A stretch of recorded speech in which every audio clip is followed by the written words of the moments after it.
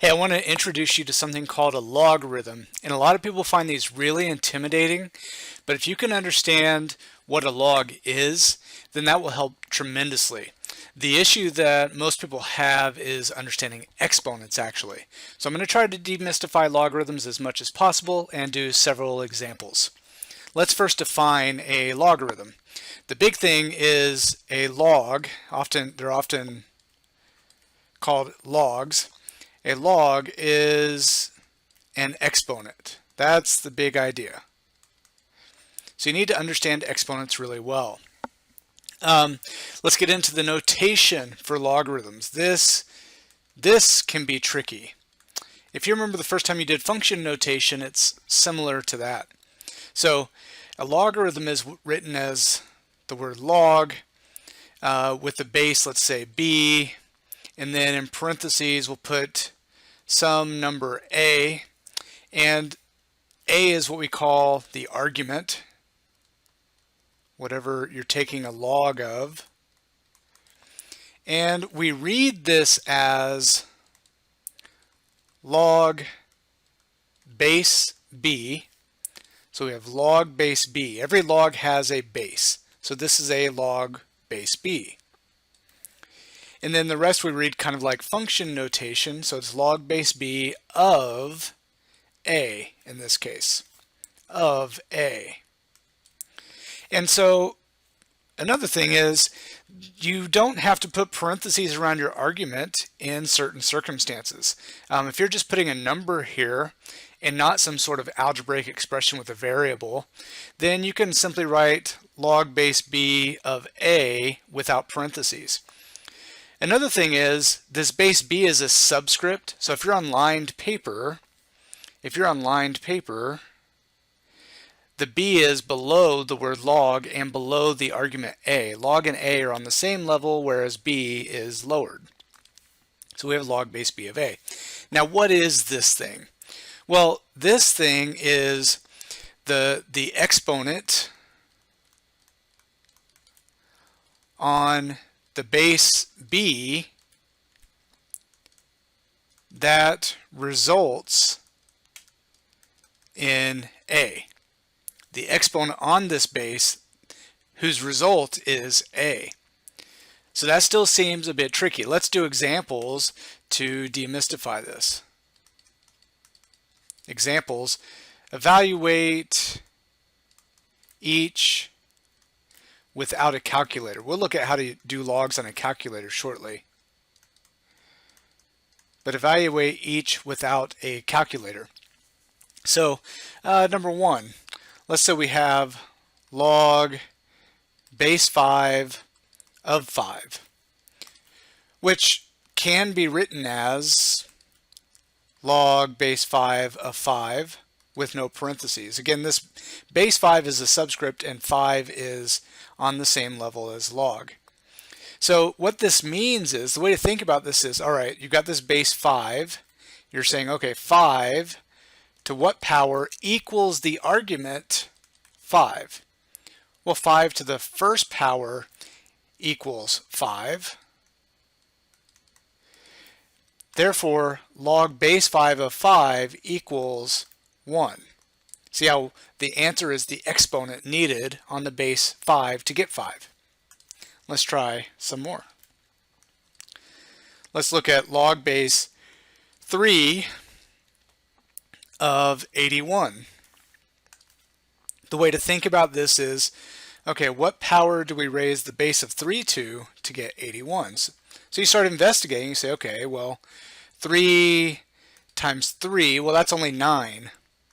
Times 3 is 27. We need to get 81. Times 3, well, that's 81. And this is 3 to the 4th power. So the log base 3 of 81 is the number 4, because the base 3 raised to the 4th power is the argument 81. I hope you're getting the idea here. Number 3, let's look at log base 2 of, how about 1/4? It's a little bit trickier. So we're asking, what power do we raise what exponent do we need on a base of 2 to get 1/4? And you might be saying, well, 2 to the first is 2, and 2 squared is 4, and if I keep raising the power, I'm going to get higher numbers. That's exactly right. So you don't want to raise the power. You want to look at smaller powers. For example, 2 to the 0 power is 1. 2 to the -1 power, you look at the reciprocal of 2, which is a half. And 2 to the -2 power is the reciprocal of 2 to the +2 power, which is 1/4. So in other words, what exponent do you have to put on base of 2 to get 1/4? The answer is an exponent of -2. Okay, so we're doing problems that are easy to evaluate without a calculator. So we're plugging in nice arguments. What I mean by nice arguments is 5 is a really nice power of the base 5. 81 is a really nice power of the base 3, and 1/4 is a really nice power of the base 2. Let's do another one. If we look at log base 8 of 1, well, what we need to be thinking is, okay, I need to raise 8 to some power to get 1, and we know that any number to the 0 power, 8 to the 0 power, is in fact 1. So the answer here is 0 because that's the exponent we need on a base of 8 to get 1. In fact, no matter what your base is here, if your argument is 1, then your exponent will be 0. Your log will evaluate to be 0. Okay, I hope you're getting the handle of this. I'm trying to cover some more complex examples, such as negative exponents and 0 exponents. Let's look at a couple other that are typically forgotten. So first, let's recall how to deal with fractional exponents. If you take some number like x to the 1/2 power, well, that's the same thing as the square root of x to the first power. So this is a square root of x to the first power, which we just write as square root of x. If you take x to the 1/3 power, that is the cube root of x, and so on and so forth. X to the 1/4 power is the 4th root of x. So fractional exponents give you roots. So if we apply that to logarithms, I believe we're on, let's see, we did example 4, we're on example 5, let's continue. Let's evaluate log base 10 of the square root of 10. So we're trying to figure out what power do we need on base 10 to get the square root of 10. Well, we just saw if I want to create a square root, I need a 1/2 power. 10 raised to the 1/2 power is the square root of 10. So my log evaluates to that exponent 1/2. Okay? So when you've got roots, you've got to be a bit careful here and understand how they work as exponents. Now, I introduced a log base 10.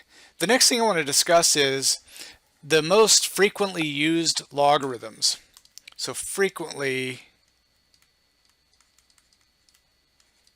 used logs. We have 2 of them. One of them is base 10. If I have a base of 10, we have a shorthand notation where we simply write log of the argument. So if you see no base here, every log has a base, but if you see a log with no base, well, that is the same thing as a log with a base of 10 of a.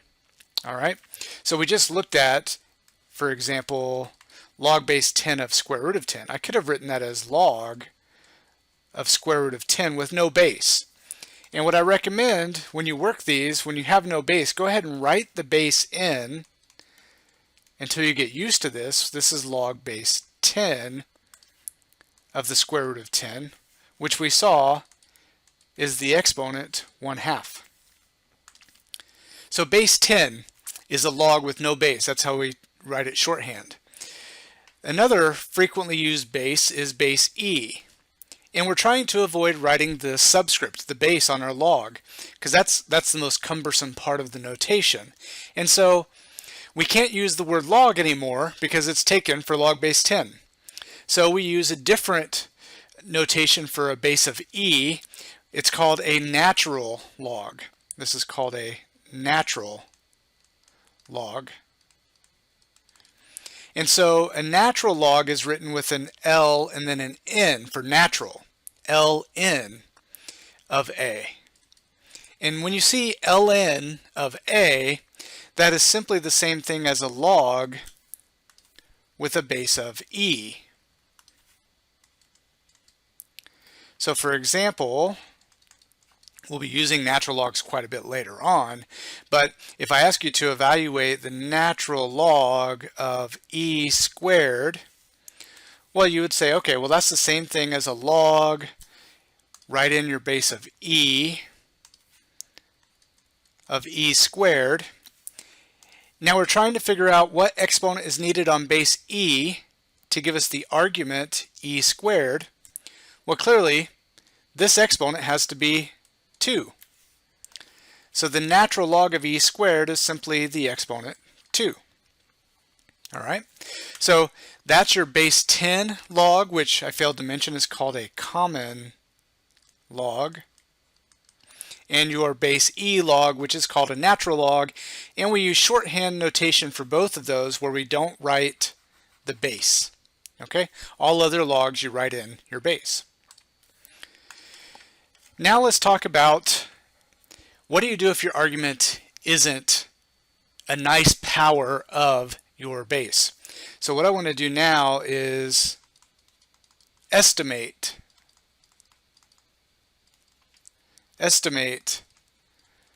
without a calculator. So number one, let's say we have, let's practice with our common log. Let's say log of 50. Log of 50. Well, this is a base of 10. So we're saying, okay, what power do we raise 10 to get 50? And the answer is not 5. Resist that. 10 to the 5th power is a massive number. So the answer is not 5. So we start looking at powers of 10. 10 to the first power is 10. 10 to the second power is 100. Well, 50 is between 10 and 100. So our exponent has to be between 1 and 2. So log base 10 of 50 is between 1 and 2. Or you could say it's 1 point something. That's a weird way to write it. I'll put it in quotes. 1 point something. Okay? But it's between 1 and 2. Let's do another one. Let's say we have log base 4 of, 80. So we're trying to determine what exponent on 4 will give us 80. Well, 4 squared is 16. That's not big enough. 4 cubed, 4 times 4 times 4 is 64. That's not big enough. 4 to the 4th power is 4 times 4 times 4 times 4, which is 256. That's too big. So the exponent we're looking for is between 3 and 4. It's 3 point something. All right, so even if your argument is not a nice power of 10, like in example 1, or a nice power of 4, like in example 2, you should still be able to use powers of the base to determine what exponent you're looking for approximately. Now let's talk about logs on a calculator.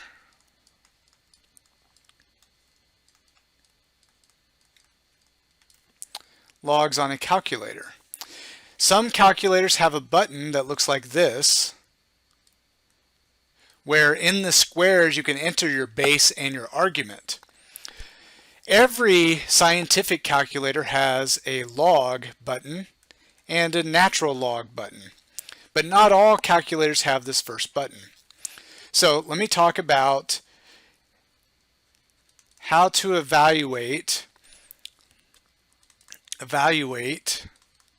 with a calculator. And let's round to the nearest thousandth. Of course, that's 3 decimal places. And so let's see, let's look at, let me grab my calculator here so I can do these. Let's say we have, we looked at log of 50 on the previous examples. Well, now we know that this is a number between 1 and 2, but how do we do this on a calculator? Well, every calculator has a log button. So you simply type that in to your calculator, and I'm doing that now.